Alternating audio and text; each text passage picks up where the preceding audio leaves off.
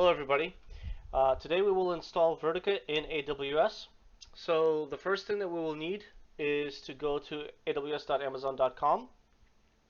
Here you will see a sign-in button at the top right of the window. Please click on that. The account number that we'll be using for this test is going to be 139258803,600. That's for everybody. Your username will be emailed to you along with your password. It's going to be typically your email and a randomly generated password. You'll have to change your password once you sign in, so click on sign in. This is the AWS homepage basically, and you will see all these options. The option that we're most interested in is EC2, so we're going to click on that. So once we get to here, you could certainly browse all the options on the left-hand side, and feel free to read about them, click on them, see what's there. But what we're going to have to do eventually is just launch some instances. So we're going to click on Launch Instance. If this is a prospect that's doing an AWS installation or a Vertica customer, they will have to go to the AWS Marketplace and search for Vertica, such like this, and then select this option. But that's not what we're going to do today. We're going to click on My AMIs, and we're going to click on Shared with Me. And the AMI that we're going to be deploying today is this Vertica 811 CentOS 7.3 AMI. So select that, please. Next, we will have to choose an EC2 instance type. The EC2 instance type that we will choose is going to be the R4 extra large EC2 instance type. Take a note that we can choose any instance type we want here. Please choose R4 extra large. It is not a supported Vertica EC2 instance type. It is not an EC2 instance type that we want customers or prospects deploying Vertica on. So keep in mind that we're using this EC2 instance type for testing because it is cheaper than the supported EC2 instance types. The most common one is the R4 4XL, this one right here, but we're going to be using this one today. Alright, so next we want to select a number of instances. We want that number to be at 3. Keep the network as default. For subnet, please choose one of the below here. I will choose East 1A because I already have a placement group created in there. If you don't have a placement group created, please create one for yourself. Give it like a name and use that placement group. Remember, that placement group will be associated with a particular subnet. In terms of all these other options, we'll keep them as default, but please read about the different tenancies that are available and exactly what all of these mean. But we'll just keep them for default in this situation. We don't need to add anything for network interfaces or advanced details. So next, we'll just add storage. Now at this point, I want to bring up the fact that you could go to the Vertica documentation, my.vertica.com, and you could search for installing Vertica in AWS. So what we have done so far is we are really in the process of configuring and launching an instance. We have done this section so far, and now we are in this add storage section. Okay. So for adding storage, typically customers will select about 4 EBS volumes, sometimes 8 EBS volumes, sometimes even 10 EBS volumes, and they would divide it up in such a way that 2 EBS volumes are for the catalog and the other 8 are for data, so on and so forth. But for us, what we're going to do is we're going to create 4 EBS volumes. Each EBS volume will just make a size of about 100 gigabytes, and we will make sure that they are deleted on termination. So when we terminate the EC2 instance, that these EBS volumes are terminated as well. Please look at the different volume types that are available and what they mean. The most common ones are obviously general purpose SSD, provisioned IOPS, and throughput optimized HDD. They all have advantages and disadvantages, including cost, of course. So the purpose of this is that we're going to be taking all these 4 EBS volumes and we're going to be creating a RAID 0 array. And so, for example, we'll have a /vertica/mydata partition. It will be about 400 gigabytes in size, and that's where Vertica data will go. So that's what we're going to do. Next, add tags. Please add a name tag. So key should be name, and value should just be something like your name and what step you're doing. So for example, AWS installation. Make sure that this key is associated with your instances and EBS volumes. Next, we're going to configure security groups. Now, if you were going through the marketplace, like a customer or prospect would, there would be a default setting for creating new security groups. The default will be based off of the network ACL settings and other rules that we have outlined in the documentation. But for us, we're going to select an existing security group so we don't create new ones and repeat the same process over and over again. We'll create one of these existing security groups. These are all the same. So select HP Vertica Analytical Platform, please. Next, we'll click on Review. In the Review section, we want to look at 4 major things. First, we want to make sure that we are deploying Vertica 811 CentOS AMI. Second, we want to make sure that we are deploying the R4XL instance, not something bigger like a 4XL instance. We want to make sure that we have a security group setting here, looking good. And last but not least, just make sure we are deploying 3 instances here at the bottom. Next, I'll click Launch. At this section, you either create a new key pair if you don't have one and download it and save it because we'll need it in a minute.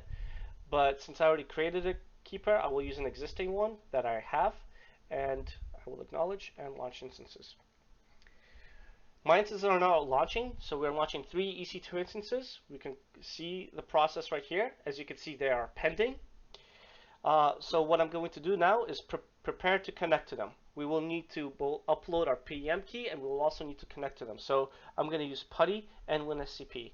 Since I am connecting from Windows, I will need to convert my PEM key to a PPK key. If you do not know how to do that, just look it up online. There's instructions on how to do that in AWS documentation. So let's refresh. Okay, here we go. We have a public IPv4 address. Once we have that, I'm going to take one of these, Control-C. And what I'll do is, let's minimize this, like that. And what I'm going to do is now connect to it. Now, keep in mind, if you're going to go through PuTTY, just make sure that your data is set to Linux, that you've attached your PPK key and this SSH auth, and you want to log in as dbadmin at that IP address. So I'm just going to go ahead and open that up. Press yes. So here we go. I have connected to this EC2 instance type. Particularly, I'm connected to this instance type right here, the one that's highlighted. Now, I'm also going to want to connect WinSCP to it. So my host name is that. Save. Log in. Again, you have to, if you're going to WinSCP, you're going to have to make sure that you're using a PPK key as well. So I'm just going to upload my PEM file to this machine. And once that's done, I will no longer need WinSCP, so I can close it. As you can see, that PEM keys file is right here. The first command we'll need to do is make sure that it has the proper permission settings. As you can see, it's read, write, read, read.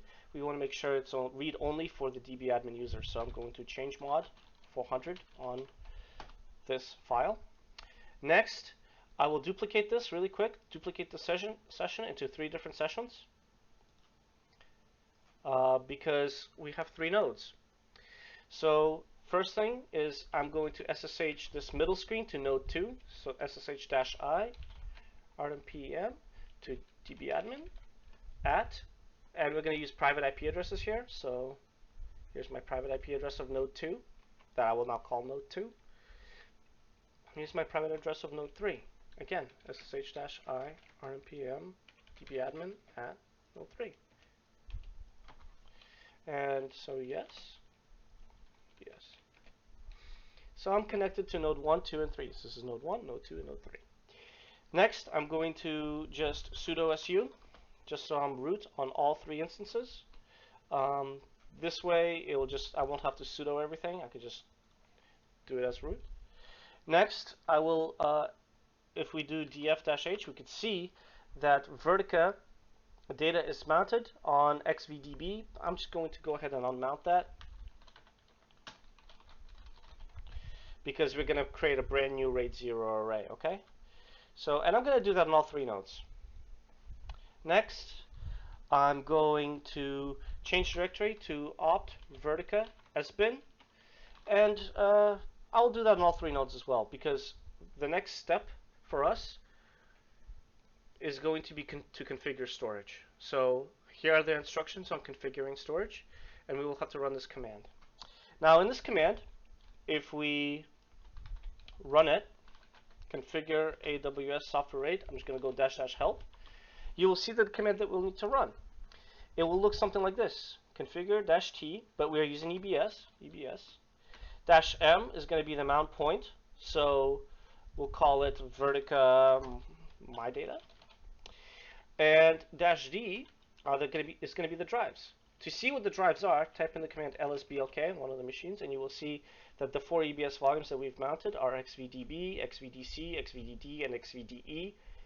I know that because A, one, that's how it works, and B, they're all 100 gigabytes, as you can see right here, and that's how big the EBS volumes that we made and attached are. So it's simple as /dev/xvdb, comma, and we're going to just repeat this 3 times, except we're going to be changing the last letter every time. C, comma, D, comma, and E. And there is no spaces, so make sure that there's no spaces in between them, so get rid of the spaces. And that's the command. So I'm going to go ahead and press enter, type in yes.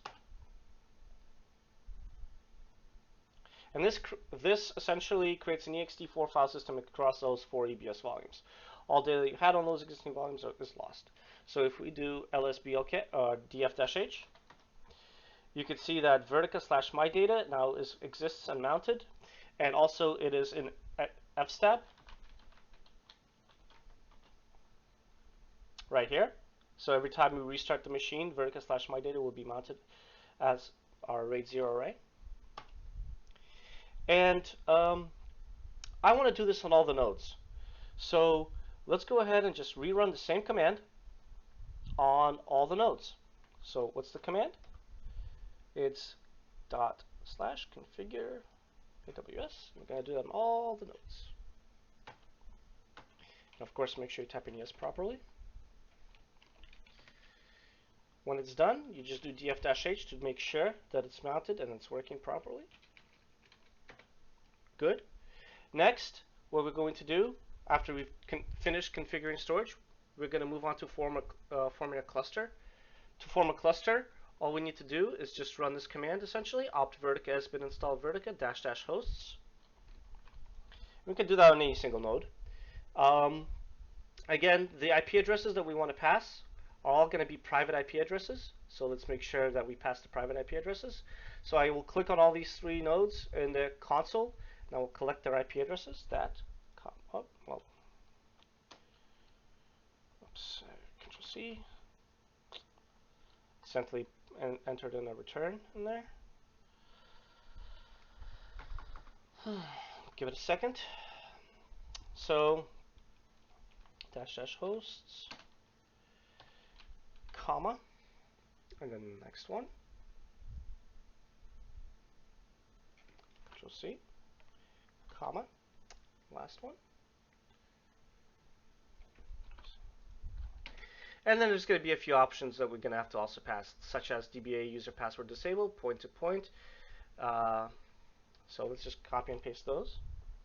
Also, we're going to need one more option, which is --ignore-aws-instance-type, because we are installing this cluster on non-supported EC2 instance types.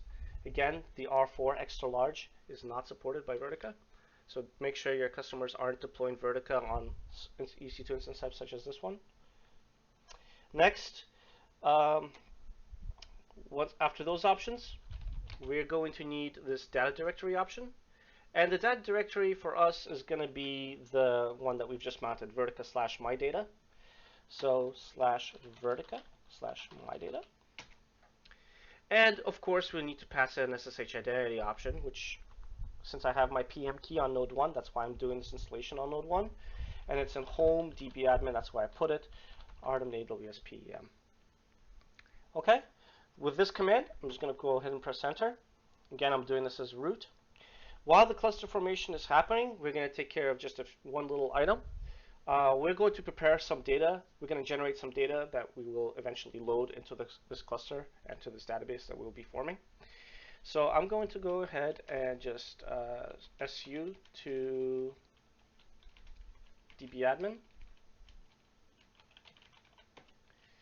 And I'm going to go change directory opt vertica examples and vmart schema. in vmart schema, we have this nice little script called vmart gen. So I'm just going to go ahead and run that with the default settings. This will generate some data for me on node 2. And we'll eventually load that data into this vmart schema. But first, we have to form this cluster. When this cluster formation is finished, we're going to want to make sure that you go to /vertica /opt vertica bin. In opt vertica bin, you will see 4 test scripts. It's called vio-perf, vnet-perf, and vcpu-perf right here. Please run those scripts, collect their output in files, because you always want to know how healthy your cluster was regarding these 3 tests when it was formed. Okay, so looks like the cluster was formed successfully. So I'm going to go ahead and switch user back to dbadmin. Once I'm as dbadmin, I'm going to run admintools. Running admintools, I'm just going to press OK and accept the EULA. When this is finished, I'm going to go ahead and create database. So I'm going to call this database Vertica. I'm not going to give it a password, and I'm going to form it on all 3 nodes. The catalog and data path is going to just be my data. So I'm going to press OK. Okay, I will create this database. So now we're creating the database. When this database is created, we're going to be almost finished. All we're going to do is just load in this vmart schema, load in this vmart generated data, and run a query just to confirm. We'll run like maybe 1 system query. But at the end of the day, that will be it. That's going to be a completed Vertica install in AWS. When you are done using this Vertica cluster, please go to the AWS EC2 console here and select your instances, go to actions, and go to instance state and either stop them or terminate them.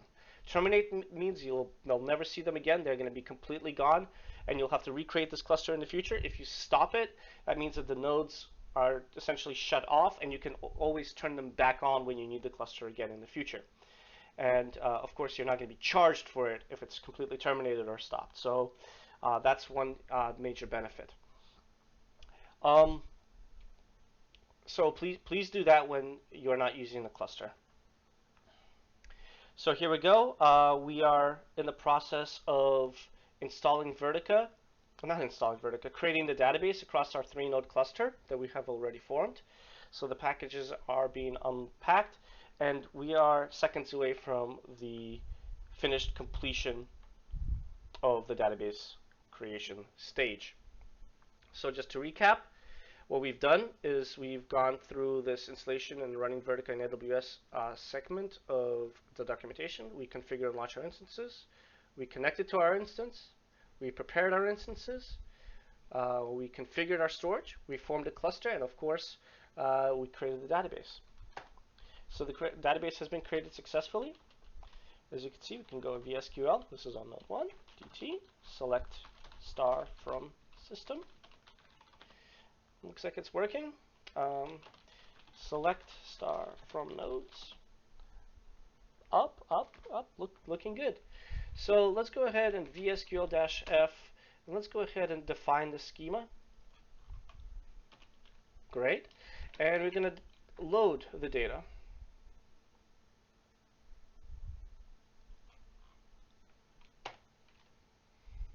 Excellent.